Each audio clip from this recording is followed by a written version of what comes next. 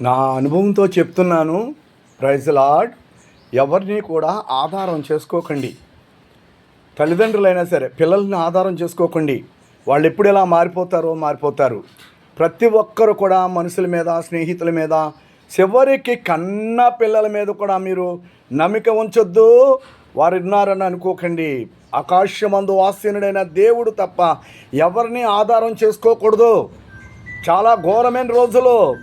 ఎందుకనంటే బైబిల్లో చెప్పింది కదా, తిమోతి పత్రిక 3లో ఉంది కదా, అంచెదినములలో అపాయకరమైన కాలము వచ్చును, మనుషులు స్వార్థపరులు, అలాగంటే యవనస్తులు తమ పిల్లలు తల్లిదండ్రులకు అవిధేయులు, మూర్ఖులు, తిరుగుబాటు చేయువాళ్ళు.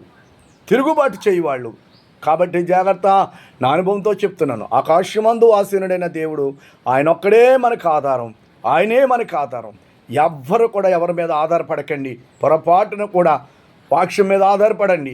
కన్న పిల్లల మీద కూడా ఆధారపడకండి. వారు ఎప్పుడు మోసం చేస్తారో తెలియదు. వారు ఎప్పుడు రెక్కలొచ్చి ఎగిరిపోతారో తెలీదు. ఎవరిని నమ్మొద్దు. ఎవరిని నమ్మే కాలం కాదు ఇది. దేవుణ్ణి మాత్రమే నమ్మాలి. ఆమేన్.